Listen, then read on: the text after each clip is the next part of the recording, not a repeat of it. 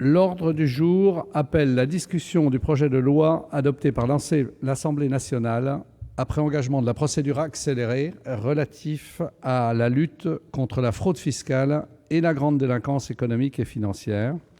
et du projet de loi organique adopté par l'Assemblée nationale après engagement de la procédure accélérée relatif au procureur de la République financier.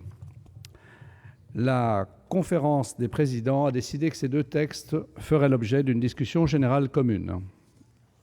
Dans la discussion générale commune, la parole est à Madame Christiane Taubira, garde des Sceaux, ministre de la Justice.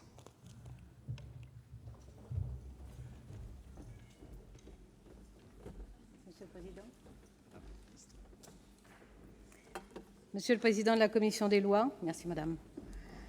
Monsieur le rapporteur, madame la rapporteure, mesdames les sénatrices, messieurs les sénateurs, je me présente devant vous effectivement pour vous présenter le projet de loi de lutte contre la fraude fiscale et la grande délinquance économique et financière, projet de loi ordinaire, mais également le projet de loi organique nécessité par les dispositions d'adaptation liées à la création d'un parquet financier à compétence nationale, donc pour les conditions de nomination et de durée de mandat du procureur financier à compétence nationale. Ce texte de loi est issu d'une volonté très forte exprimée par le président de la République déjà pendant sa campagne électorale et ensuite dès le début de cette législature, comme une volonté de lutter avec détermination contre les corruptions et contre les fraudes. Le président de la République, le 10 avril, a rappelé qu'il fallait mener cette lutte implacable contre les dérives de l'argent, de la cupidité et de la finance occulte. Il a rappelé que l'exemplarité de la République était la condition de son autorité, qu'il est important de faire en sorte que la lutte contre la fraude puisse bien convaincre nos concitoyens de la nécessité d'accepter l'impôt dans sa progressivité, donc avec le principe de l'égalité, et de la nécessité surtout d'éradiquer les paradis fiscaux parce qu'ils nuisent à l'emploi et à la création d'emplois. L'actualité d'il y a quelques mois a conduit le gouvernement à accélérer un calendrier qui était entamé depuis l'année dernière, depuis juin 2012, à l'accélérer de façon à apporter une réponse forte et lisible à un acte de fraude fiscale et de corruption auquel notre gouvernement a été confronté. Ce n'est pas la première fois qu'un gouvernement est confronté à de la corruption, à de la fraude et à des actes divers d'atteinte à la probité. Il est même indiqué dans des ouvrages de philosophie, mais dans des ouvrages de droit aussi, que la corruption, que la fraude sont des maux inhérents à la démocratie. J'assure pour ma part que ces mots existent depuis l'Antiquité, malheureusement, puisque nous en avons témoignage par Cicéron et par Platon notamment, mais il y a quand même un mode de pensée qui consiste à considérer que la démocratie va de pair avec la corruption. Michelet, dans les années 70, appelait d'ailleurs la corruption un mal naturel, ce qui me paraît un concept assez désastreux, parce que je ne suis pas persuadée que le fait d'organiser le gouvernement du peuple, par le peuple et pour le peuple soit de nature à induire inévitablement des actes de corruption. Il est intéressant de noter d'ailleurs que dans le droit romain, la corruption était punie extrêmement sévèrement, puisqu'elle était punie comme la concussion de la peine de mort. Mais du droit romain aussi, nous tenons un mot qui nous est cher et qui est le mot candidat, en rappelant que candidatus est un mot qui signifiait que la personne qui se présentait au suffrage des citoyens avait, en blanchissant sa toge, fait montre de son désintéressement et de son intention de se dévouer à l'intérêt général et aux affaires communes. En tout état de cause, la corruption est un mal qui a traversé les siècles et un mal auquel les gouvernements divers ont apporté des réponses également diverses. Dès le Code pénal de 1810, promulgué par Napoléon Bonaparte, la corruption est qualifiée de crime et ce crime est puni de la peine du carcan et d'une amende. En 1832, la peine du carcan étant considérée comme étant infamante, elle sera remplacée par la dégradation civique et la peine d'amende étant maintenue. Mais à travers le temps, nous savons qu'il y a eu des affaires retentissantes qui ont donné lieu à l'élaboration progressive d'un arsenal pénal qui apporte des réponses au fur et à mesure que cette corruption, que cette fraude se sont exprimées, parfois dans des habits divers. À la fin du XIXe siècle, en 1887, il y a eu l'affaire retentissante des décorations, affaire qui a conduit à la démission de Jules Grévy du fait des actes de son gendre qui, par corruption, faisait attribuer des décorations. Cette affaire a donné lieu à la définition du délit de trafic d'influence par la loi d'août 1889, loi adoptée en plein boulangisme. Cela n'a pas empêché en 1892 le scandale du Panama, qui a ruiné plus de 85 000 petits actionnaires, des souscripteurs, mais qui a surtout ruiné là aussi la réputation des milieux politiques et médiatiques, puisque ce scandale a donné lieu à de multiples démissions de ministres, à l'élimination d'un tiers des élus, à une désaffection pour le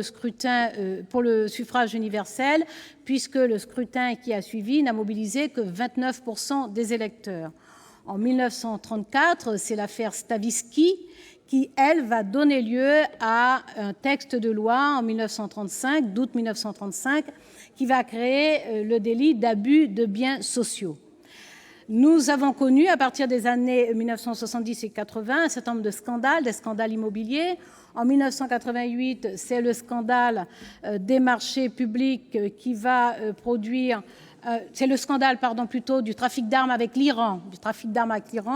qui va produire un texte de loi qui va instaurer le principe du financement des partis politiques. En 1990, nous avons le scandale des marchés publics qui, lui, va donner lieu à la loi Rocard qui va limiter les dépenses électorales. En 1993, nous avons la loi Sapin qui rend obligatoire la publicité et la mise en concurrence sur les marchés publics. Et en 1995, diverses affaires qui vont donner lieu à la loi Balladur qui, elle, va interdire le financement des partis politiques et des campagnes électorales par les personnes morales. Il y a donc toute une série de textes de loi qui sont venus répondre à des situations de corruption et de fraude, des situations diverses et qui ont donné lieu donc à ces réponses toutes particulières. La réflexion n'est pas en reste, puisque nous avons un certain nombre de rapports, le rapport Vedel de 1993, le rapport Osès de 1994, nous avons également le rapport Sauvé de 2010 et le rapport Jospin de 2012, un certain nombre de rapports qui se sont penchés sur ces situations, sur ces actes de corruption, d'atteinte à la probité, et qui ont proposé un certain nombre de solutions. Ce qui signifie en clair que nous ne sommes pas dans une situation de non-droit, que nous avons bien un arsenal répressif pour faire face à certains types de corruption, mais que nous sommes obligés de constater qu'il y a une espèce de fragilité intrinsèque, c'est-à-dire qu'il y a une incapacité à anticiper, à prévenir, à empêcher, à entraver. Et cela est lié essentiellement au type de réponses qui ont été apportées à toutes ces situations. C'est-à-dire qu'à chaque fois, les réponses ont veillé à apporter des solutions à des situations très ciblées, c'est-à-dire à créer des incriminations nouvelles, à renforcer les sanctions pénales, en clair, à essayer de courir après des astuces qui, elles, ont une plasticité absolument phénoménale et qui mutent au fur et à mesure. Le choix du gouvernement, aujourd'hui, est d'une autre nature. Il est différent. Je vous l'ai dit, c'est un travail qui a été profondément mûri. Le choix du gouvernement est basé sur le principe de non pas courir après cette corruption et ces atteintes à la probité avec ces métamorphoses multiples, non pas de réagir, mais de concevoir une politique pénale qui, sinon serait capable d'éradiquer totalement les atteintes à la probité et les corruptions et les fraudes, mais au moins de les rendre plus difficiles, de les rendre plus risquées, de les rendre socialement stigmatisantes et surtout financièrement extrêmement coûteuses. C'est pour ça que ce travail est extrêmement novateur, qu'il est issu d'une réflexion et de consultations extrêmement nourries sur plusieurs mois, et qu'il se fonde sur des réformes structurelles. Parce qu'il faut répondre d'abord à la nécessité de détecter ces infractions, de les détecter le plus tôt possible et de les détecter y compris dans leur degré élevé d'élaboration et de sophistication. Les détecter suppose donc d'être armé pour le faire, d'où la création d'un office central d'atteinte à la probité. Le gouvernement a également choisi de spécialiser le ministère public, de façon à ce qu'ils soient en capacité de répondre à ces fraudes et corruptions de grande complexité qui présentent des astuces de dissimulation, d'où la création de ce procureur financier dans un parquet financier à compétence nationale. Mais au-delà de ça, il y a nécessité également de structurer davantage encore la politique pénale, de structurer davantage encore la politique fiscale, de veiller à une meilleure coordination, en plus de leur cohérence interne, une meilleure coordination entre la politique pénale et la politique fiscale, et de faire en sorte que nous disposions d'un arsenal répressif mieux adapté, que le ministère public, que les tribunaux puissent requérir et prononcer des sanctions dissuasives, et que nous donnions aux tribunaux les moyens d'exécuter effectivement ces sanctions. Il s'agit donc d'un projet global, structuré, qui vise à traiter ces infractions en amont avec la plus grande efficacité, d'où des moyens d'enquête plus performants, d'où cet office central avec des officiers de police judiciaire relevant de profils professionnels diversifiés, mais jusqu'en aval, c'est-à-dire au-delà même du prononcé de la sanction, jusqu'à l'exécution de cette sanction que nous avons veillé à rendre dissuasive. Je vous le disais, c'est donc un projet de loi qui a été travaillé, qui a été structuré. C'est ainsi que le révèle d'ailleurs sa conception et sa maturation. Dès le mois de juin 2012, j'ai pour ma part mobilisé les services de la chancellerie, c'est-à-dire la direction des affaires criminelles et des grâces, également le service central de prévention de la corruption. Nous avons travaillé avec le pôle économique et financier de Paris, ainsi qu'avec la Grâce, l'agence de recouvrement des avoirs et des avoirs saisis criminels. Et nous avons fait en sorte de travailler sur un plan d'ensemble de lutte contre la corruption. J'ai également auditionné des magistrats instructeurs, des procureurs, des universitaires, de façon à élaborer des réponses qui ne soient pas juste des réponses ponctuelles et ciblées, mais bien des réponses structurées, structurelles, et qui puissent avoir une efficacité durable. Le 24 octobre 2012, j'ai répondu publiquement, officiellement, au rapport de l'OCDE sur la lutte contre la corruption, et j'ai fait savoir à cette période que non seulement la France allait prendre en compte les préconisations de ce rapport, introduire les dispositions qu'elle retiendrait dans son code pénal, mais également donner aux associations de lutte contre la corruption les droits réservés à la partie civile, de façon à leur permettre de dénoncer les actes de corruption et de fraude. Par ailleurs, l'action du gouvernement n'a cessé de s'articuler autour de cette nécessité de lutter contre la corruption, la fraude, la grande délinquance économique et financière, et de le faire d'abord en assurant l'indépendance de la justice. C'est ainsi qu'un certain nombre de textes de loi qui vous ont été soumis s'inscrivent dans la cohérence d'ensemble de cette mobilisation et de cette détermination du gouvernement contre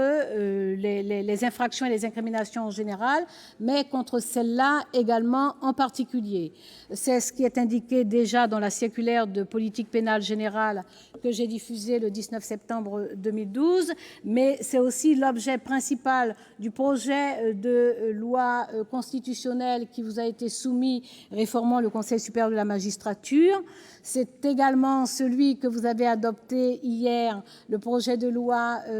définissant les attributions du garde des Sceaux et du ministère public dans la politique pénale et la conduite de l'action publique. Il y a donc une cohérence d'ensemble dans ce travail qui consiste à mettre un terme aux instructions individuelles, donc à l'immixtion du pouvoir exécutif, du pouvoir politique dont l'action judiciaire, a aligné le statut de nomination des magistrats du ministère public sur celui des magistrats du siège, c'est-à-dire à respecter pour les procureurs et procureurs généraux l'avis conforme du Conseil supérieur de la magistrature pour leur nomination. Il y a là donc des garanties qui sont données aux magistrats d'abord pour la neutralité de leur action et l'impartialité dans les conditions qui leur permettent d'exercer leur action judiciaire, mais il y a surtout des garanties qui sont données aux citoyens avec la certitude que le pouvoir politique ne va pas s'immiscer dans les affaires pénales et donc donner des consignes éventuellement de non-lieu, de relax, de prononcé de peine ou d'appel si la peine apparaissait par exemple au pouvoir politique trop élevée, trop importante. Il y a donc cette politique générale, cohérente, où s'additionnent et s'articulent diverses initiatives du gouvernement. Et la logique qui inspire cette démarche est liée à la détermination du gouvernement à lutter contre toutes les fraudes, contre toutes les corruptions, contre tous ces actes de blanchiment, ces escroqueries financières et fiscales exercées en bande organisée, parce que nous considérons qu'il ne s'agit pas seulement là de faute morale et que ce n'est pas un combat moral que nous menons. Nous considérons qu'il y a là évidemment des infractions pénales graves, mais qu'au-delà même de ces fautes morales et de ces infractions pénales graves, il y a une véritable violence qui est faite à la société, qui est faite aux citoyens dans une période difficile, dans une période où le nombre de personnes qui vivent en deçà du seuil de pauvreté est très élevé, 8 500 000 personnes dans notre pays, dans une période où il y a une fragilisation économique professionnelle générale, où il y a des risques de déclassement social, où il y a une fragilité qui pèse y compris sur des personnes qui ont un emploi et un revenu, ces personnes que l'on appelle les travailleurs pauvres. Nous considérons qu'à une période où ces personnes sont confrontées à de telles difficultés, à de telles angoisses, il n'est pas tolérable que les fraudes fiscales puissent demeurer impunies ou échapper à la vigilance et à la sanction pénale, qu'il n'y a pas de raison qu'il y ait la moindre image de clémence ou de complaisance vis-à-vis de ceux qui se livrent à ces infractions pénales. Nous considérons que ces fraudes, ces corruptions, ces atteintes à la probité sont de nature à fragiliser les fondements mêmes de la démocratie, mettent en cause le contrat social dans la société dans une période de vulnérabilité générale et fragilisent en fait vraiment profondément le pacte républicain, d'où l'importance d'apporter des réponses structurées, des réponses durables. Le mot « corrompre » d'ailleurs nous renvoie à cet esprit de l'agression qui est effectuée à l'encontre de la société tout entière, puisque corrompre,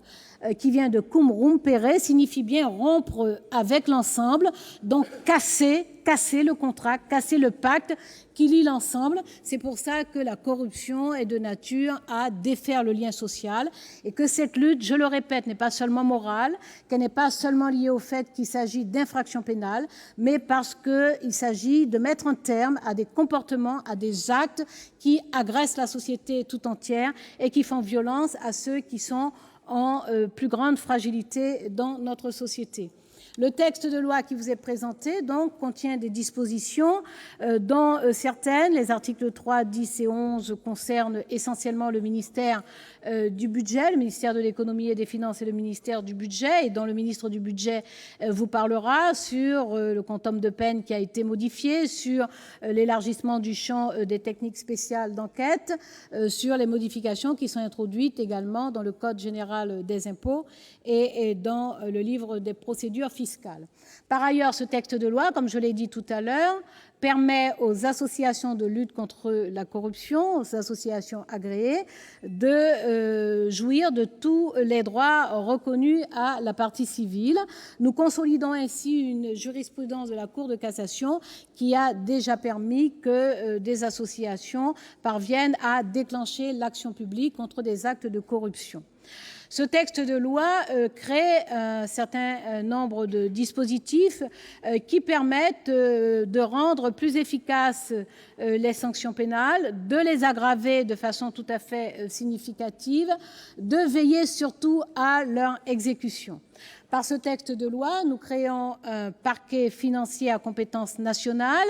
qui aura des compétences concurrentes. Il a en compétence d'attribution la lutte contre toutes les atteintes à la probité. Ces atteintes à la probité couvrent évidemment toutes les fraudes, toutes les corruptions, mais également les infractions de favoritisme, de conflit d'intérêts, de détournement de fonds publics, de ce qu'on appelle le pantouflage avec des guillemets, ce comportement bien connu au terme de l'exercice de certaines actions publiques. Et il aura également comme attribution de lutter contre les infractions à la TVA. Nous savons à quel point ces infractions sont douloureuses pour les budgets publics et douloureuses évidemment pour les capacités de l'État, de la puissance publique, à prendre en charge les services publics qui soulagent en période de crise, en période de difficultés économiques et sociales, qui soulagent vraiment les personnes à faible revenu ou à revenus de solidarité. Nous avons choisi dans ce texte de loi de faciliter la dénonciation des actes de fraude et de corruption. Nous le faisons avec ces associations qui peuvent disposer des droits reconnus à la partie civile, mais nous le faisons aussi avec un dispositif de protection des lanceurs d'alerte. Nous le faisons en étendant également le statut des repentis, ce qui permet de démanteler, de repérer et de démanteler des réseaux. Nous avons introduit également les infractions financières et les infractions douanières, ce qui permet d'élargir le champ